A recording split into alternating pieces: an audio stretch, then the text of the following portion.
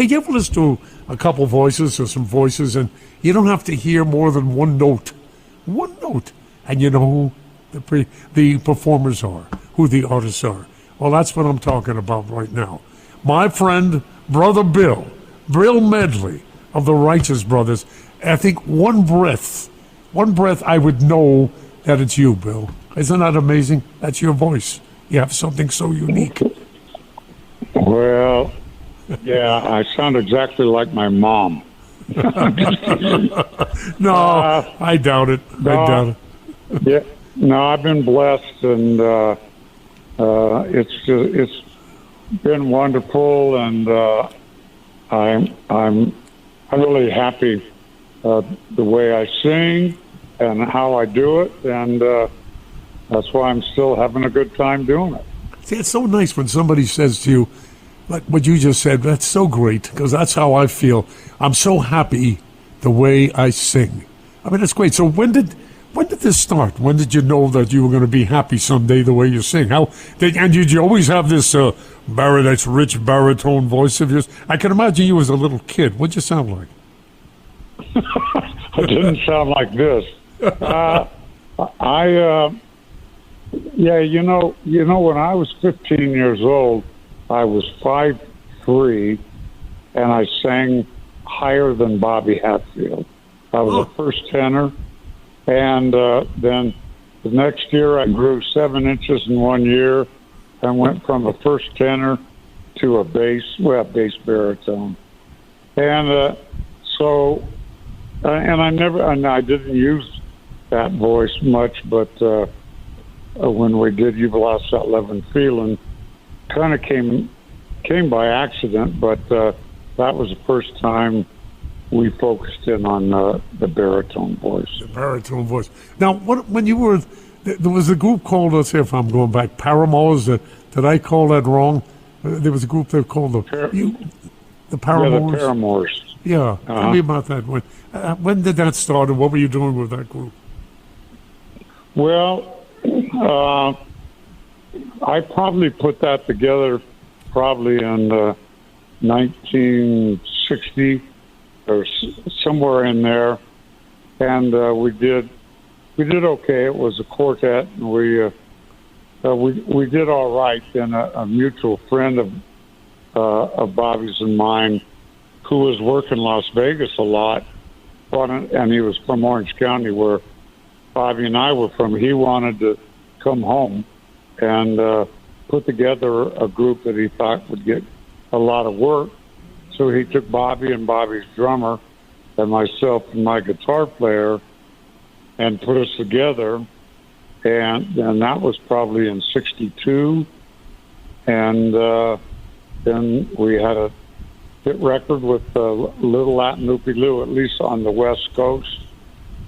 And boy, it just never stopped. And that's what continued. So the group eventually split. They broke up. And then one of you had, either you or Bobby, had the brilliant idea of this duo that you started. And I guess that's what lit the light. Yeah, I mean, it was totally by accident. A friend of mine who owned a record company and my group, the Paramours, we would do vocal backgrounds for his group, and he came in to see me in this nightclub where Bobby and I were working, and we did the song Little Latin Loopy Loo live because it was a great dance song, and he said, "Boy, I think we ought to record that." So we went in and recorded it, and that's when we needed a name because it wasn't the Paramours anymore. It was just Bobby and I, and the Marines at the Marine base locally started calling us the Righteous Brothers. So we took, I think it was Bobby, said, let's use that name. And it stuck. It certainly did stick, really. Hey, do you ever watch Top Gun? You know that scene in Top Gun when Tom Cruise and his co-pilot, or the guy, I forgot what was his character's name, when they did right when he did your song? What did that make you feel like? That must have been amazing for you. Well, yeah, and I've always said, listen, man, if one of our songs is a pickup line for Tom Cruise, I'm okay with it. Yeah, I would say you are. I always get a smile on my face when I watch that film. That's one of my wife Jodi's favorite films, and I love that scene in there with the piano. Really good. Well, listen, you don't stop. You just continue and talk. Let's talk a little bit about you and Bucky, and that must have been a rough decision. I know it took you some time, right? And how did you finally decide? Well, yeah, this will be my new partner. How did that happen? Well, I was doing some work in Branson, Missouri, and Bucky was doing some work there, and we became good friends. And I had a lot of people like my manager and a lot of fans and friends saying, man, you ought to, reform the Righteous Brothers. And I just never wanted to do it. And I went in to see Bucky perform in this theater, and he did a couple of Journey songs, and boy, he just killed it. I mean, killed everything Steve Perry did, he could do. And so I was taking a walk around the lake, and I said, man, if I was going to do it, that would be the guy I would do it with. Mainly, well, two things. He's a great singer, and more important, he was a great friend and a really, really good guy. Because, like taking on a partner, that's like ordering a male bride, and it just worked. And yeah, it took me 13 years to say, okay, I'll do that. But it's worked out great, and he's really, really a phenomenal partner. Mm-hmm.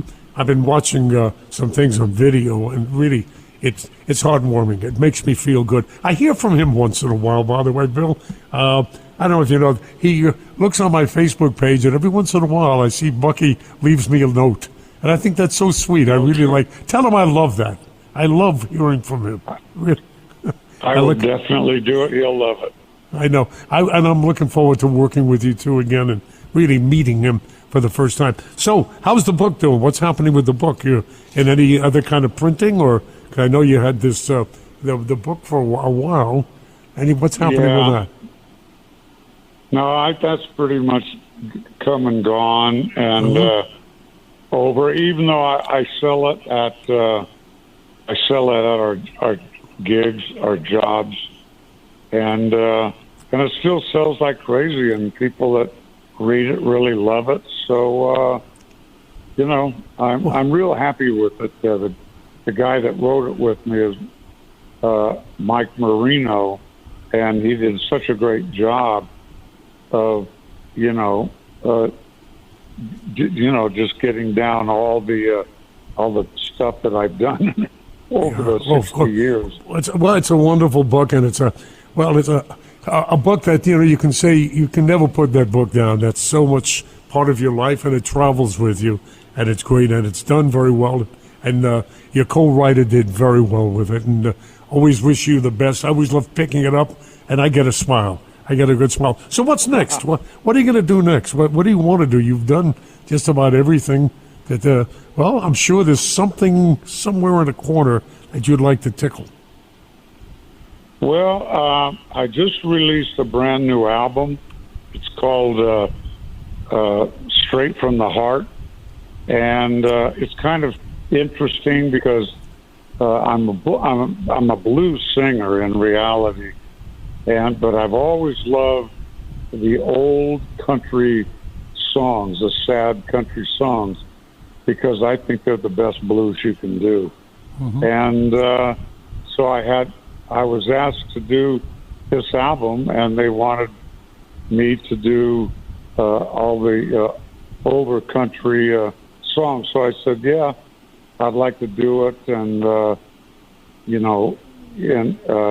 it's really for the songwriters and the singers of the song. and I'm real happy with it. It's been out a couple of months, and I did it in Nashville, where those players are just remarkably good, and it was fun to do, and really artistic to do. So Good for I'm you, real Bill. proud of that, and we'll see what happens with it. And what's the title? Give me the title of the album again, Bill. It's called Straight from the Heart. It's available, I'm sure, in all the, like Amazon and all Yeah. those things. Well, how do people reach you? What's your address, your e-address? My address? You want me to give you my No, address? your e-address. No, don't do that. No, I meant, how do they reach you on the email? If they want to, you have a website. Yeah, No. there's a righteousbrothers.com. That's you can find out all the information and Yeah. stuff like that. And I'm one of like I'm 84 years old, so a lot No, I of would that never. stuff Could is you over imagine my if I asked you to give me your address? Come on, that. Oh my, that's all we need. Whoa. Any of us. It's Yeah, bad enough. really. That's funny. What? Any appearances? Any? You want to talk about any appearances coming up?